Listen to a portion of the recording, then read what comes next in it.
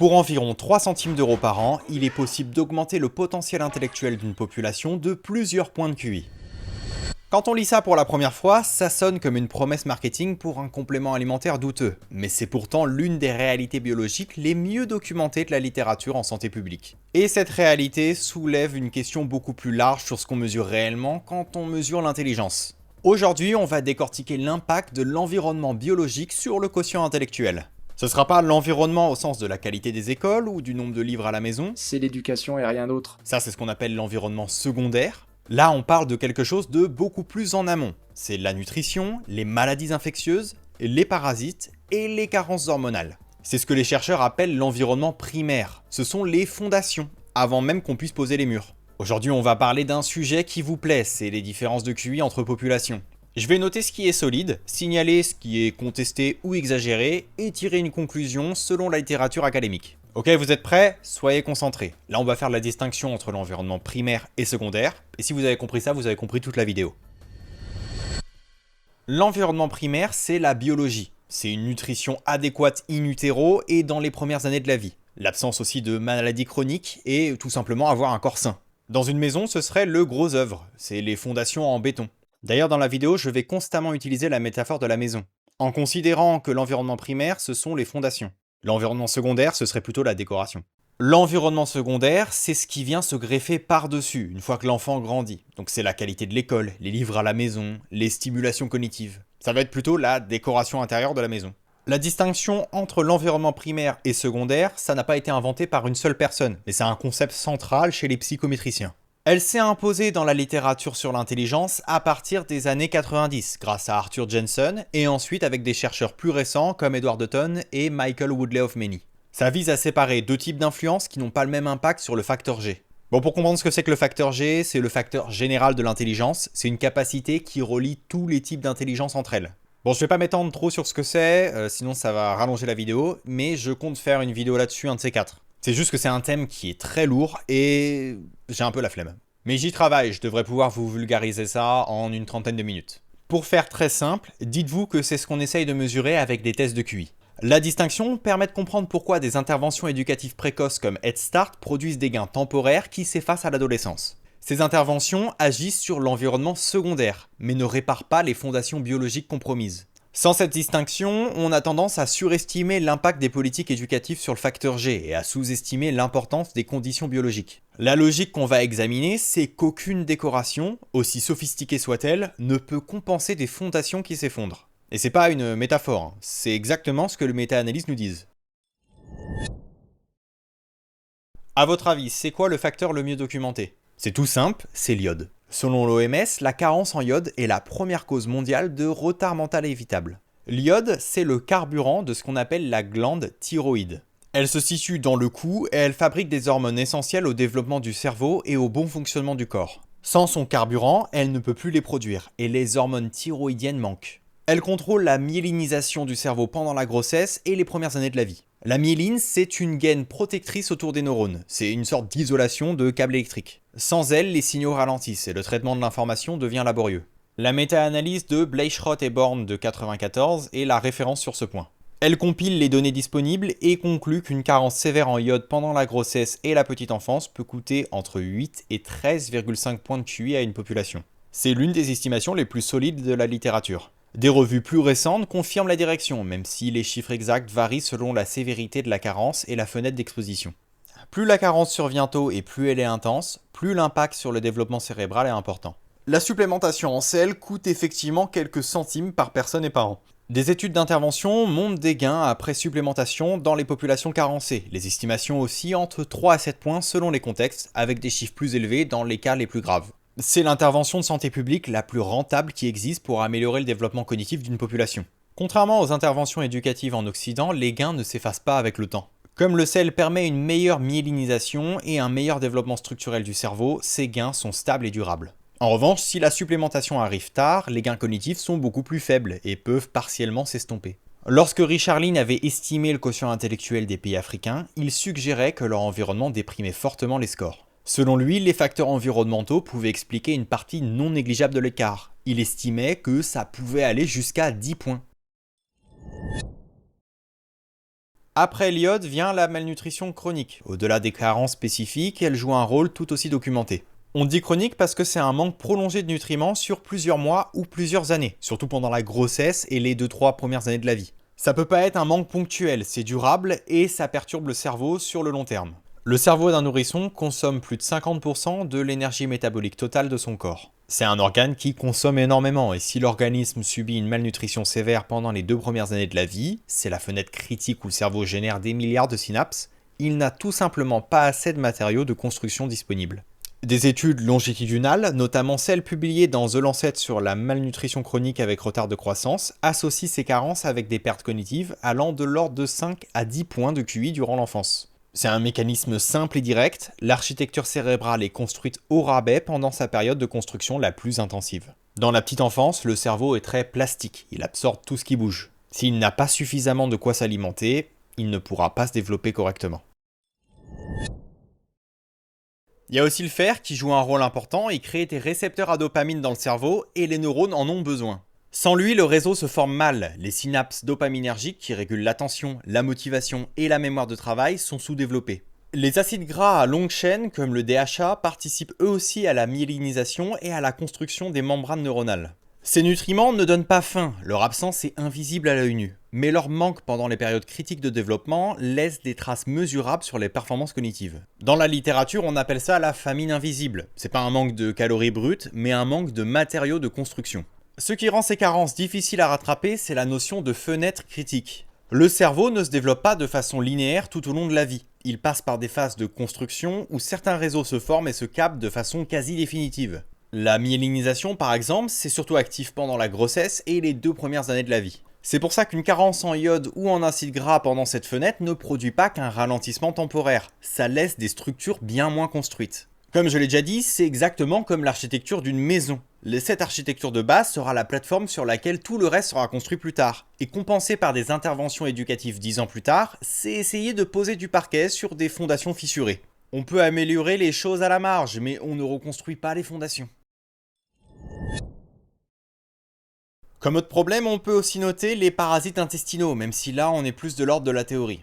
L'idée c'est ce qu'on appelle la compétition biologique. Le corps humain dispose d'un budget énergétique limité. Face à une infection chronique, son système immunitaire réclame une part de ce budget pour produire des globules blancs, maintenir une inflammation de bas grade et combattre le parasite. L'énergie détournée vers la survie immédiate est autant d'énergie qui ne va pas au développement cognitif. Le raisonnement est biologiquement cohérent, mais les preuves empiriques d'un effet durable sur le QI sont faibles. On les qualifie d'écologiques parce qu'elles sont calculées au niveau des pays ou des régions et non au niveau des individus. Ce qu'on fait, c'est qu'on met en relation la prévalence moyenne des parasites dans un pays avec le QI moyen de ce même pays, et on dresse une corrélation. Le problème, c'est qu'il y a une confusion causale. Les pays à forte charge parasitaire sont toujours les pays les plus pauvres, les moins urbanisés et ceux qui ont le moins accès à l'eau potable. Ils ont aussi des problèmes de nutrition. La nutrition est plus précaire et les systèmes de santé sont moins efficaces. À cause de ça, on n'arrive pas à savoir si c'est la présence des parasites qui abaisse le QI ou si ce sont les autres facteurs de sous-développement qui expliquent à la fois la forte présence parasitaire et les scores cognitifs plus bas. Cependant, une fois qu'on contrôle statistiquement des variables comme le PIB par habitant, le niveau d'éducation ou la qualité des infrastructures sanitaires, cette corrélation diminue fortement, parfois jusqu'à devenir non significative. Ça suggère que l'effet direct et indépendant des parasites sur le QI des populations est probablement beaucoup plus modeste que ce que laissent penser les corrélations brutes au niveau national. Les résultats sont trop décevants pour qu'on puisse conclure à une preuve de causalité. La revue de Cochrane sur le déparasitage de masse et les travaux de Miguel et Kramer au Kenya, qui font référence dans ce domaine, ne trouvent pas d'effet significatif sur la cognition à long terme. Les études les plus anciennes montraient des gains importants, comme celle d'Adijaja, en Indonésie en 98. Mais elles n'ont pas été reproduites dans des conditions expérimentales plus rigoureuses. Bien sûr, le déparasitage, ça reste justifié pour ses bénéfices sanitaires, mais le présenter les parasites comme un facteur d'appauvrissement cognitif que quelques pilules suffiraient à corriger, c'est aller trop loin dans ce que les données permettent de conclure.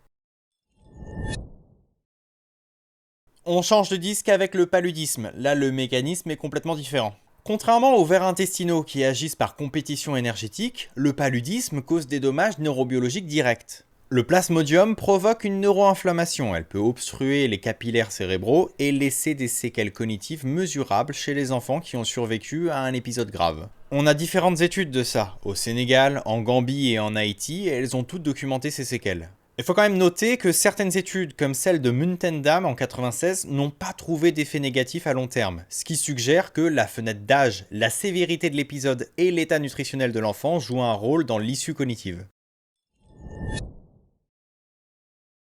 On a aussi trouvé des corrélations fortes entre la prévalence nationale du VIH ou des IST et les scores de QI nationaux. Des corrélations évidemment négatives puisqu'elles vont jusqu'à moins 0,89 dans certaines études.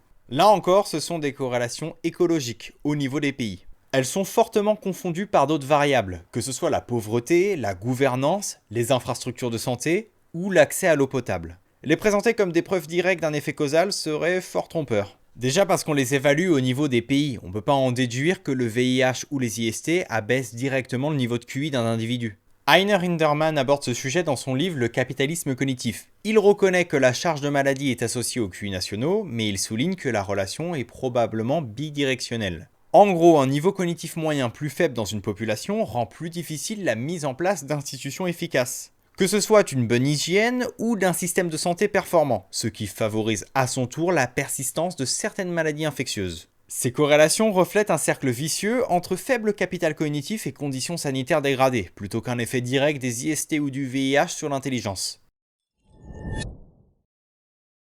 En 2003, le psychologue Turkheimer a publié une étude sur des jumeaux qui a changé la façon dont on lit les chiffres d'héritabilité. Il a montré que dans les milieux socio-économiques très défavorisés, qui sont marqués par la précarité, la malnutrition ou le stress chronique, l'héritabilité du QI n'est d'environ que de 10%. Dans ces conditions, l'environnement primaire écrase la génétique. Le potentiel inné de l'enfant est réduit au silence par les mauvaises fondations.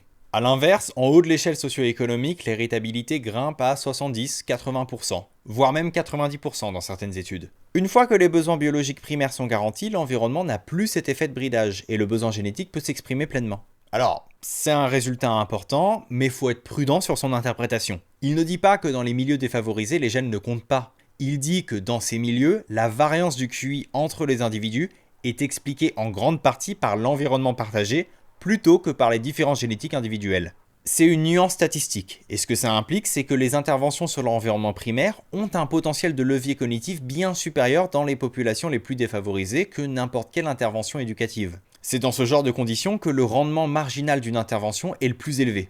Selon certains, cette étude de Turkheimer qui a été publiée en 2003, et je vous mets la source en description, invalide complètement les autres travaux sur l'héritabilité de l'intelligence. Faut bien distinguer ce que cette étude dit de ce qu'elle ne dit pas. Elle montre que dans les milieux très défavorisés, l'environnement partagé explique une plus grande part de la variance du QI entre individus. Ça ne signifie pas que la génétique devient négligeable. Ça ne veut pas non plus dire que des améliorations de l'environnement primaire peuvent facilement combler les écarts importants qui existent entre les nations, ni même entre les groupes ethniques d'ailleurs. C'est un résultat statistique sur la variance individuelle au sein d'une population donnée, ce n'est pas une démonstration que l'environnement primaire explique la majorité des écarts internationaux.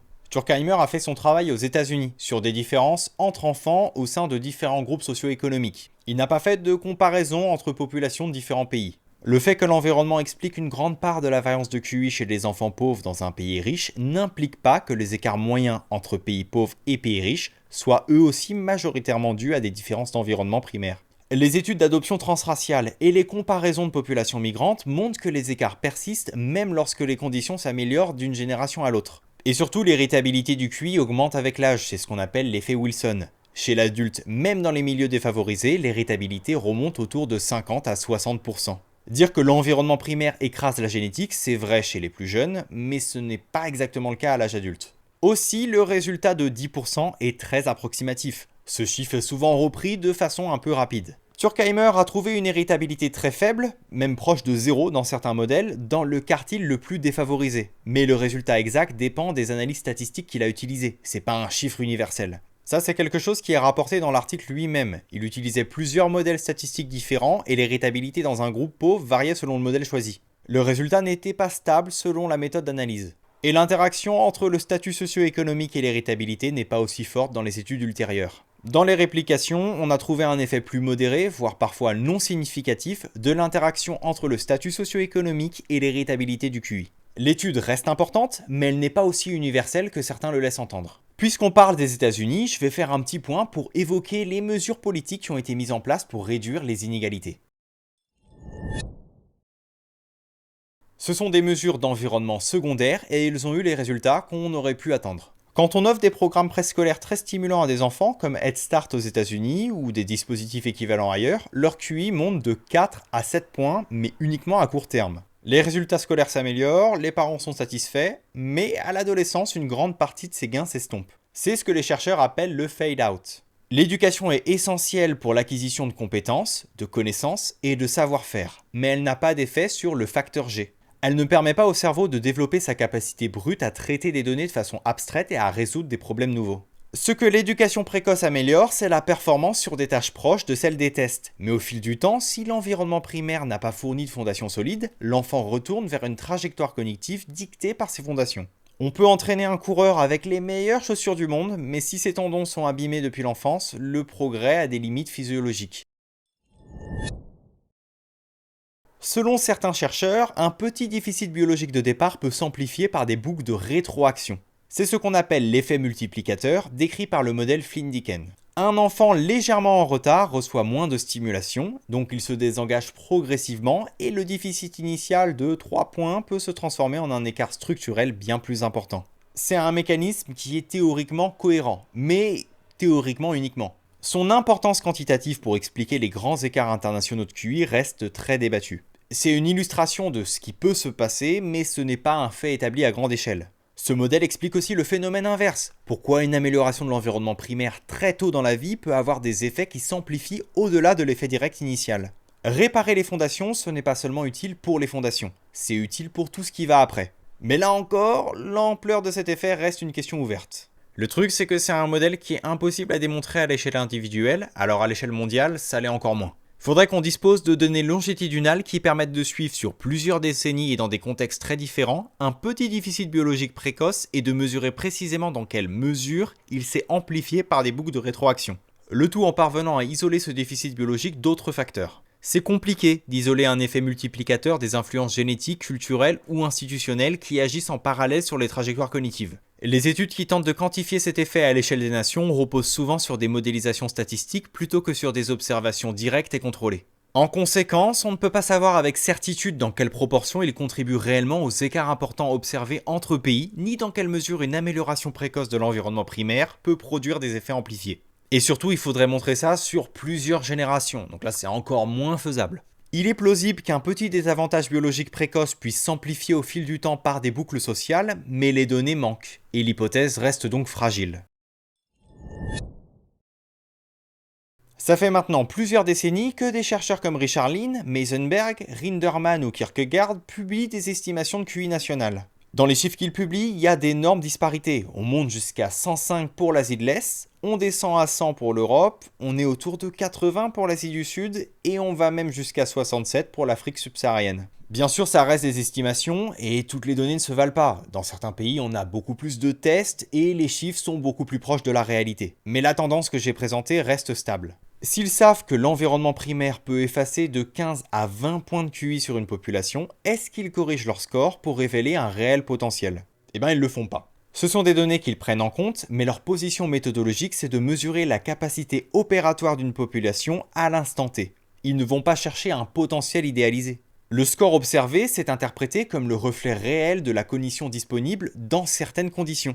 Et c'est pas absurde comme choix, c'est plutôt une méthodologie parcimonieuse. Ce qu'ils disent, c'est qu'on ne peut pas lire ces chiffres comme des mesures du potentiel génétique des populations. On lit l'état d'un cerveau dans un environnement donné, et on fait des statistiques de groupe avec ça. En faisant ça, on cherche surtout à comprendre et à prédire des réalités observables, que ce soit le niveau de développement économique, la qualité des institutions, la capacité d'innovation ou la complexité des sociétés. Le problème, c'est que corriger les scores pour retirer l'effet d'une dégradation de l'environnement, ça supposerait de connaître avec précision l'ampleur exacte de l'impact de chacun de ces facteurs, ainsi que leur interaction, ce qui est très difficile à établir de manière fiable à l'échelle des populations. De plus, une telle correction impliquerait de faire des hypothèses fortes sur ce que serait le QI d'une population dans des conditions idéales de santé et de nutrition.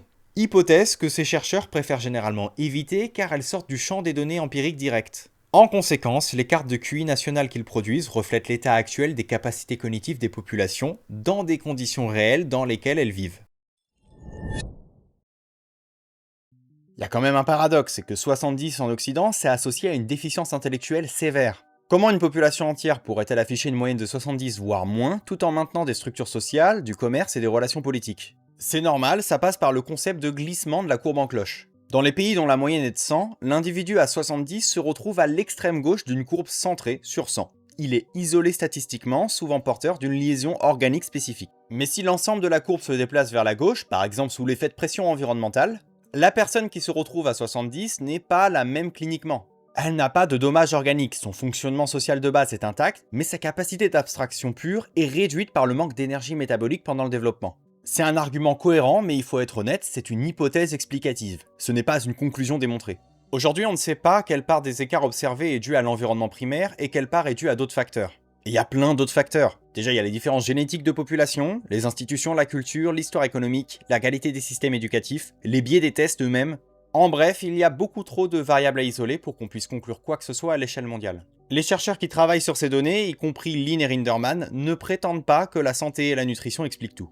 James Flynn documente des gains de QI composite sur plusieurs générations dans les pays riches à mesure qu'ils se développaient. Il montre que les conditions de vie au sens large jouent un rôle sans qu'on puisse isoler proprement la part de l'environnement primaire au sens strict. L'effet Flynn montre qu'une amélioration environnementale peut faire augmenter considérablement les scores de QI. La nutrition, les soins de santé, l'éducation et les exigences cognitives croissantes de la vie moderne ont toutes joué un rôle. Cependant, il est extrêmement difficile de démêler la contribution précise de chacun de ces facteurs. Nous ne pouvons pas dire avec précision quelle part des gains est due à la meilleure nutrition et à la santé, par opposition à la diffusion de l'éducation formelle et à l'habitude de pensée scientifique. Les chercheurs sérieux dans ce domaine estiment que l'environnement primaire explique une partie des écarts internationaux mais pas la majorité, et certainement pas la quasi-totalité. Ce serait une surinterprétation des données disponibles.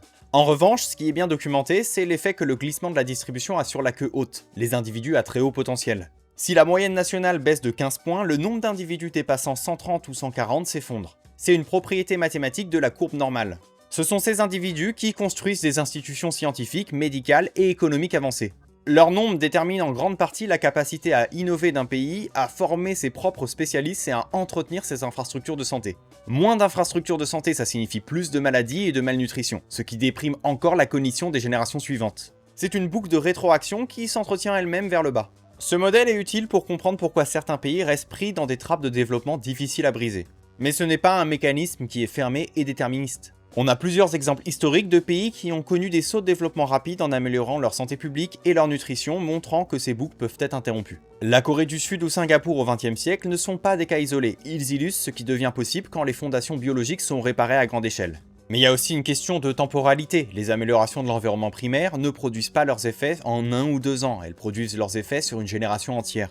Un programme de supplémentation en iode lancé aujourd'hui ne se verra pas tout de suite dans les scores cognitifs. Il se verra dans ceux des enfants qui naîtront de mères mieux nourries. C'est la nature des investissements dans les fondations. Le retour est bien réel, mais il est différé, ce qui rend les politiques difficiles à défendre face à des interventions dont les effets sont visibles immédiatement, mais qui ne durent pas. En 2026, à l'heure où j'enregistre cette vidéo, la carence en iode reste un problème de santé publique dans plusieurs pays d'Afrique subsaharienne. La situation s'est nettement améliorée depuis les années 2000. Selon les estimations les plus récentes, environ 20 à 35% de la population en Afrique centrale et dans certaines zones d'Afrique de l'Est présente encore un apport insuffisant en iode.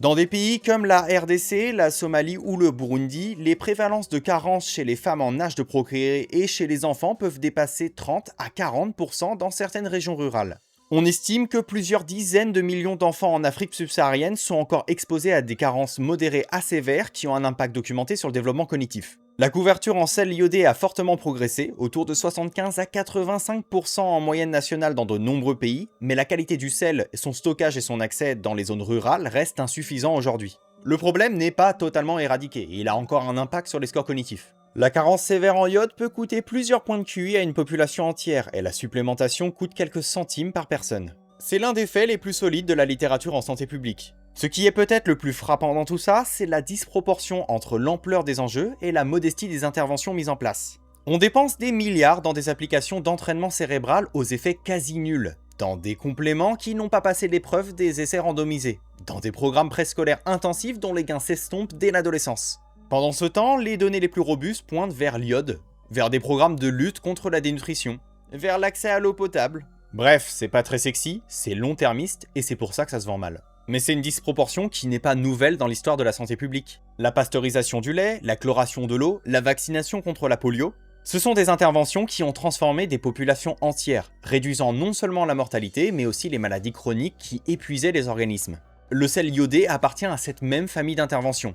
Elle est simple, peu coûteuse et a des effets mesurables. Sa généralisation dans les pays riches au cours du XXe siècle a probablement contribué à des gains cognitifs moyens dont on n'a jamais mesuré l'ampleur exacte par manque d'outils. C'est le problème de toutes les interventions de prévention, on ne voit jamais le mal qu'on a évité.